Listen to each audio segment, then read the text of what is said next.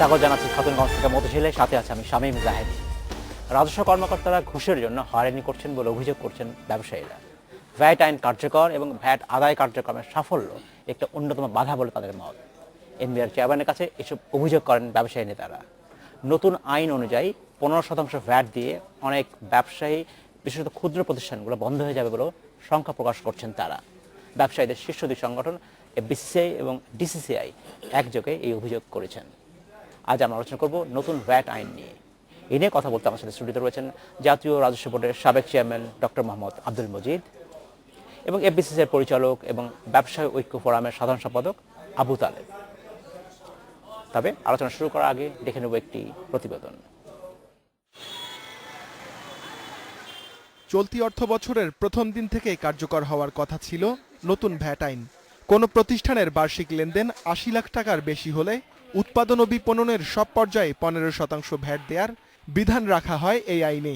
অন্যান্য দেশের তুলনায় এই হার অনেক বেশি দাবি করে শুরু থেকে আইনের বিরোধিতা করে আসছেন ব্যবসায়ীরা। মহাখালীতে এনবিআর আয়োজিত সংলাপে আবারও 15% ভ্যাটের পরিবর্তে 7% ভ্যাট দেওয়ার বিধান করার দাবি জানান ব্যবসায়ী নেতারা। করমুক্ত লেনদেন সীমা বাড়ানোরও দাবি করেন তারা। SME sectors are the engine of growth. এখন আমরা যদি ওনাদেরকে বার্ডেন করি, আমার মনে হয় অনেকে ব্যবসা বন্ধ করে দিবে। তাহলে কিন্তু not encourage the overall industrialization that আমাদের সরকার চিন্তা করছে। রাজস্ব কর্মকর্তাদের বিরুদ্ধে হয়রানির অভিযোগ করেন ব্যবসায়ী নেতারা। ভ্যাট অফিসাররা এখনো অনেক দোকানে গিয়ে খাতাপত্র টান দিয়ে নিয়ে চলে যান। ওনাদেরকে আমি বারবার বলেছি, আপনার একটা সিস্টেম থাকা উচিত, যে একটা কমিশনারের একটা চিঠি থাকবে, আদেশ থাকবে। দুর্নীতি ও হয়রানির অভিযোগে কঠোর ব্যবস্থা নেওয়ার কথা জানিয়েছেন NBR chairman. Zero tolerance for corruption, harassment, indiscipline and misconduct এই নীতি অনুসরণ করছি। বহু কর্মকর্তাদের আমরা শাস্তিমূলক ব্যবস্থা নিয়েছি। ব্যবসায়ীদের মতামত বিবেচনায় নিয়েই নতুন ভ্যাট আইন বাস্তবায়ন করা হবে বলেও আশ্বাস দেন এনবিআর চেয়ারম্যান। ইসিআর প্রয়োজন। Ruhul Amin, independent news, Dhaka.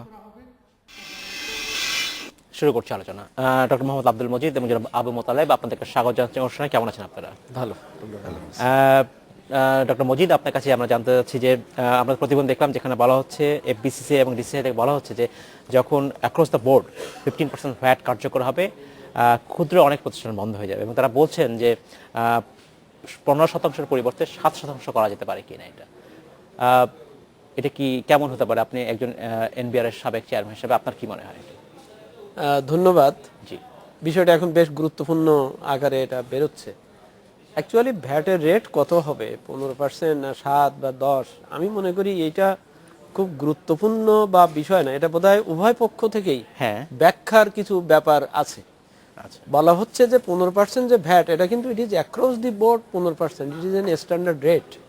কিন্তু অ্যাপ্লাই হবে কিন্তু প্রতিটা আইটেম ওয়ারি, যেমন শিক্ষার ক্ষেত্রে 50% বাদ দেওয়া হবে বা এই আইটেমে বাদ দেওয়া হবে। আলটিমেটলি এরকম না যে 7-এর জায়গায় 15-এর জায়গায় 7 হয়ে গেলেই সব ঠিক হয়ে যাবে, তা তো না। কিন্তু না, তা নয়। এটা হচ্ছে আইটেম ওয়াইজ এটারই হবে। কিন্তু অ্যাক্রস দি বোর্ড হচ্ছে আমাদের ভিত্তি থাকে, তো সেই ভিত্তিটা হচ্ছে 15%।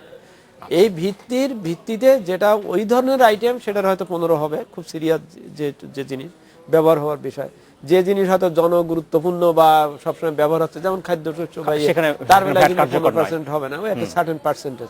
শিক্ষার ক্ষেত্রে এটা সার্টেন পার্সেন্টেজ হবে।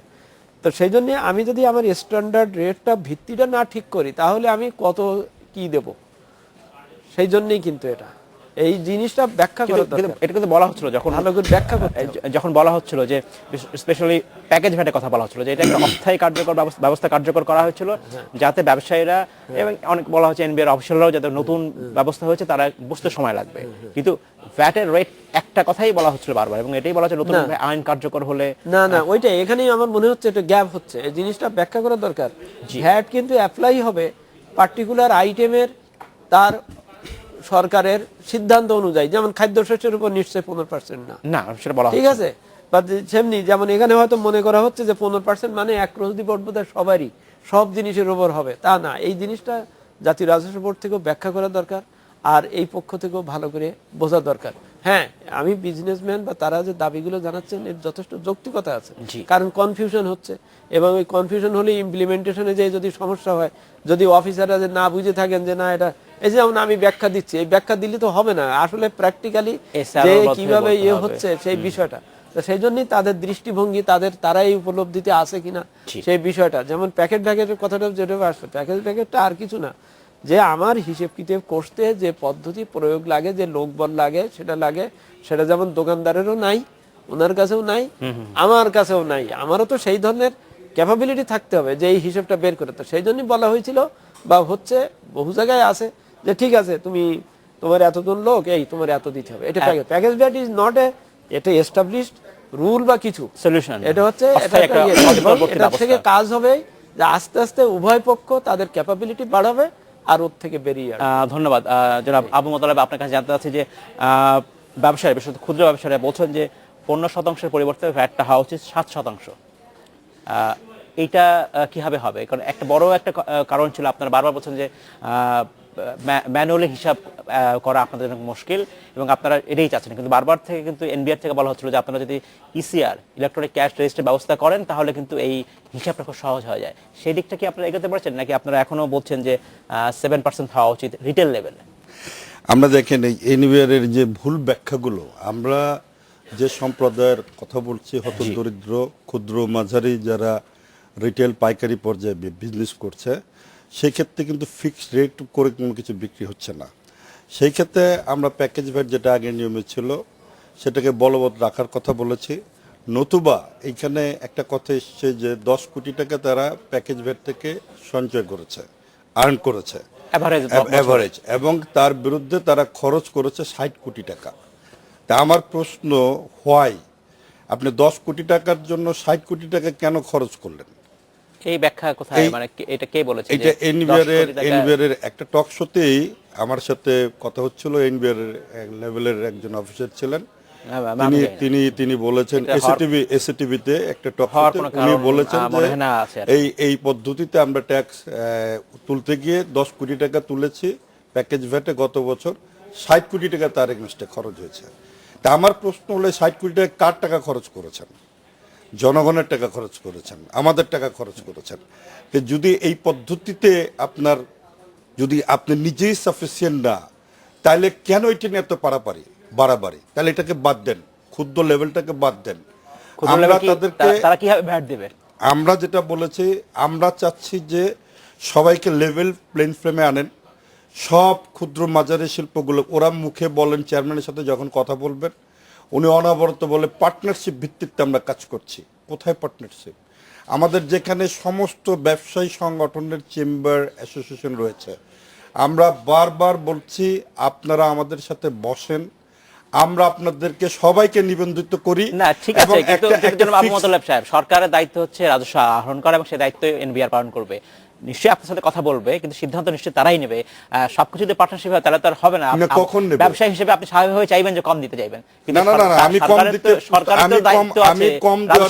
আহরণ করা। আমি শেষ করি মাহবুব ভাই, আমরা কিন্তু কম দেওয়ার পক্ষে নই, আমরা ট্যাক্স দিতে চাই এবং আমরা সেটাকে সহজ পর্যায়ে নিয়ে দিতে চাই, এবং কিন্তু তারা এটাকে গ্রহণ করছে না। আপনি সবচেয়ে মজার ব্যাপার, দুঃখজনক ব্যাপার যে আজকে এই 2016 শেষ চলে আসছে, এই 17 স্টার্ট হবে 2012 সালের নতুন আইনটাকে ইমপ্লিমেন্ট করবে এই জুলাইতে।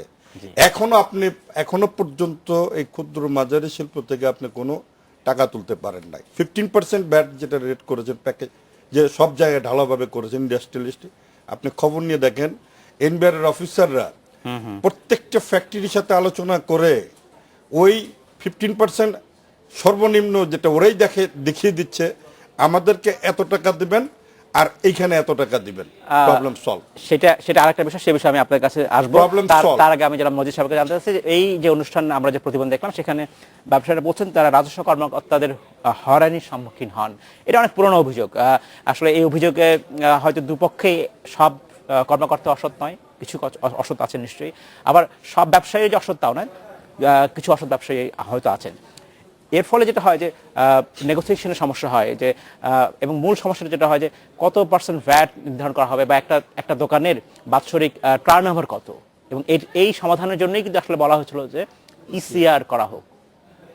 এই ইসিআর কেন কার্যকর হচ্ছে না? এখানে বাধাটা কোথায়? না, এখানে ভালো দুটো প্রসঙ্গ এসে গেছে আর কি।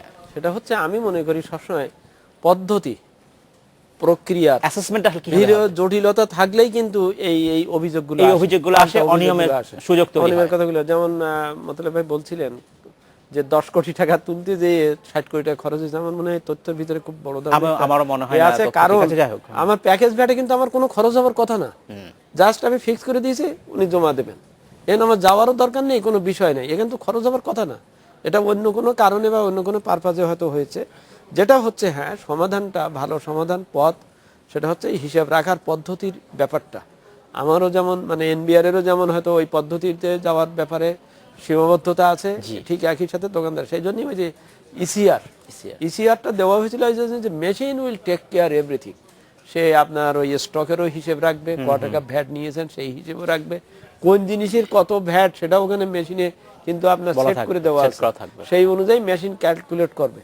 এখানে এনবিআর এর অফিসার অনুযায়ী কিছুই করার নেই, কারণ ওই মেশিনে যা উঠবে সেটা জমা হয়ে যাবে অ্যাকাউন্টে, সিম্পল, আর ওর ওই কাজ সহজ হয়ে যাবে। অর্থাৎ এই যে নেগোসিয়েশন বা এখন কথা হচ্ছে মেশিন দেওয়া হচ্ছে, আমরা 2007 সাল থেকে প্রথম মেশিন দেওয়া শুরু করেছি আর কি। এখানে ওই যে দৃষ্টিভঙ্গির ব্যাপার, মেশিন আছে কিন্তু আমি মেশিন ব্যবহার করলাম না, মেশিনে ইনপুট দিলাম না, এইটার যে ব্যাপারটা, এটাও যেমন অগ্রগতি হতে হবে, তাদের থেকে আসতে হবে, আসলেই। এবং ওই যে ক্ষুদ্র মাঝারি বলছেন তাদের পক্ষে তো সবার পক্ষে তো ইসিআর মেশিন রাখা বা ব্যবহার করা সম্ভব, সেই জন্য সহজভাবে সহজ সত্যের সহজ সিস্টেমের ইসিআর মেশিনেরও আসতে হবে, যাহলে অ্যাটলিস্ট যেন হিসেবটা রাখতে পারে। এই আমি বারবার বলছি কথাটা, এই উভয় পক্ষকে এগিয়ে আসতে হবে। ধন্যবাদ। আমরা নেব একটা বিরতি, এগিয়ে আসতে হবে, এটা এমনি না। আমরা নিচ্ছি একটা বিরতি, আমাদের সাথেই থাকবেন। স্বাগত আরেকবার খাদ্য গস্তকে মধ্যশীলে। আজ আমরা আলোচনা করছি নতুন ভ্যাট আইন বাস্তবায়ন নিয়ে। এ নিয়ে কথা বলতে আমাদের সাথে স্টুডিওতে রয়েছেন জাতীয় রাজস্ব বোর্ডের সাবেক চেয়ারম্যান ডক্টর মোহাম্মদ আব্দুল মজিদ এবং এফবিসি এর পরিচালক এবং ব্যবসায়ী ঐক্য ফোরামের সাধারণ সম্পাদক আবু মোতালেব। জনাব আবু মোতালেব এবং জনাব আব্দুল মজিদ, আপনাদেরকে স্বাগত জানাচ্ছি আরেকবার। জনাব আবু মোতালেব, আপনার কাছে জানতে চাচ্ছি যে বারবার যে হয়রানি অভিযোগের কথা বলা হচ্ছে, কিন্তু এই হয়রানি অভিযোগটা তৈরি হয় কিন্তু সুযোগের কারণেই হয়। যদি এই একটি প্রতিষ্ঠানের বলা হচ্ছে যে নতুন আইন অনুযায়ী একটি প্রতিষ্ঠানের যদি বার্ষিক টার্নওভার 30 লক্ষ টাকার নিচে হয় তাহলে তাকে এই ভ্যাটা দিতে হচ্ছে না, কিন্তু প্রবলেমটা হচ্ছে, সমস্যাটা হচ্ছে, মুশকিলটা হচ্ছে যে কিভাবে আমরা যাচাই করব যে ওই প্রতিষ্ঠানটি তার টার্নওভার 30 লক্ষ নাকি 29 লক্ষ। এইখানেই যখন এই ব্যবস্থা যখন যেহেতু ম্যানুয়ালি করতে হচ্ছে, আপনি কাগজ কলমে করছেন, তখন এই সমস্যা তৈরি হচ্ছে। আপনারা বলছেন যে ভ্যাট দিলে আমাদের ব্যবসা প্রতিষ্ঠান বন্ধ হয়ে যাবে। কেন বন্ধ হবে? ব্যবসার প্রতি ভ্যাট দিবে তো হচ্ছে ভোক্তা, যিনি কনজিউম করছেন। আপনি তাকে বিক্রি করবেন, তার ভ্যাটটা উনি দিবেন, আপনি সরকার বুঝিয়ে দিবেন। সমস্যা কোথায়? এখানেই বুঝার ভুল। প্রথমত আপনাকে চিন্তা করতে হবে, আমরা ভ্যাট থেকে গভর্নমেন্ট 2 লক্ষ হাজার কোটি টাকা, আমরা কিন্তু এই 4 লক্ষ হাজার কোটি টাকার বাজেটের 2 লক্ষ হাজার কোটি টাকা কিন্তু আমরা যোগান দিচ্ছি। এর কনজিউমার দিচ্ছে, আপনি তুলে দিচ্ছেন, আপনি পণ্য বিক্রি করছেন। নট সব ক্ষেত্রে কনজিউমার না। কেন? বিশাল ক্ষেত্রটা হচ্ছে ভ্যাটের ইম্পোর্ট,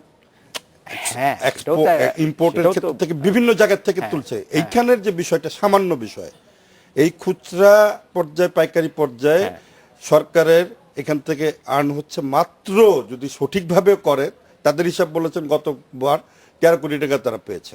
সামান্য, এটা একটা সমুদ্রের মধ্যে এক বালতি পানি। সেটা আমি শেষ করি। এখন এইটাকে নিয়ে এত পারাপারি করার কোনো দরকার নাই। নিশ্চয়ই করতে পারে সরকার না, তাহলে ভুল কি? ট্রান্সপারেন্সি আসতে হবে তো, ট্রান্সপারেন্সি আসতে হবে। আপনি তো ভ্যাট দিবেন। আমি তো ট্রান্সপারেন্সি চাচ্ছি, আমি স্বচ্ছভাবে দিতে চাচ্ছি। হ্যাঁ, কেন তাহলে কেন আপনারা ইসিআর চালু করছেন না? ইসিআর এটা তাদের ব্যর্থতা। আমি তো সকল ক্ষেত্রে আমরা যে প্রপোজাল দিয়েছি দেখেন, বলেন। ইসিআর এর ব্যাপারে আমরা 2টা ক্ষুদ্র মাঝারি শিল্প ও সকল সেবা খাতে আমরা বলেছি উপকরণ কর রেয়াত গ্রহণে অসমর্থ ব্যক্তির করযোগ্য পণ্য বা সেবা সরবরাহের ক্ষেত্রে মূল্য সংযোজন 26.67% হিসাবে গণনা করে তার উপর 15%, অর্থাৎ সরবরাহ মূল্যের উপর 4% হারে মূসক পরিশোধের বিধান করা আমরা বলেছি। কিন্তু সেই জায়গায় তারা নেই। আমরা বলেছি ব্যবসায়িক পর্যায়ে তালিকাভুক্ত বা তালিকাভুক্তযুক্ত ব্যক্তি যারা ইসিআর ও পোস্ট ব্যবহার করে নির্ধারিত মূল্য পণ্য বিক্রয় করে থাকে, তারা টার্নওভারের পরিমাণ নির্বিশেষে মূল্য সংযোজন বুঝতে পেরেছি 13.33 হিসাব গণনা করে তার 15% অর্থাৎ সর্বমূল্যের উপর 2% হারে টার্নওভার ধন্যবাদ জনাব মোতালেব। আমি আপনার কাছে আসবো। বিধান করা। ডক্টর মজিদ, সরকারের দায়িত্ব হচ্ছে আসলে রাজস্ব আহরণ করা এবং সেটা এনবিআর এর মাধ্যমে করে থাকে।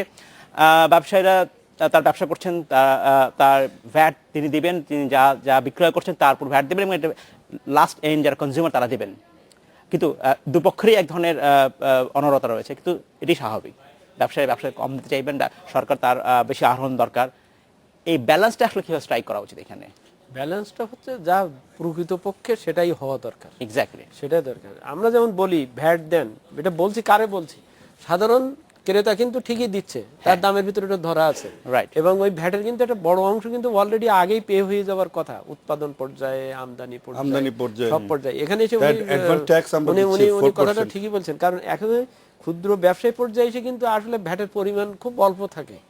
হ্যাঁ, কারণ ওদিকে অলরেডি দেওয়া হয়েছে, ওইদিকে দেওয়া হয়েছে কিনা, ওইদিকে দেওয়া হচ্ছে কিনা, এখানে আমাদের তর্কটা আমরা বসাচ্ছি শুধু লাস্ট মোমেন্টে এসে 15 টাকা। আরেকটা পয়েন্ট হচ্ছে এই যে মলামলি শব্দটা আমরা যেভাবে বলি, ওই যে হিসাব মিলল না মিলানোর ব্যাপারটা, এটা কিন্তু উভয় পক্ষেরই কিছু কিছু ব্যাপার আছে যার জন্য এটা হয়। এক পক্ষ এটা এক হাতে হয় না কিন্তু বিষয়টা, মানে কেউ একটু সহজ পথ পেতে চান, কেউ এটাকে কঠিন করেন বা কঠিন করে দেখান।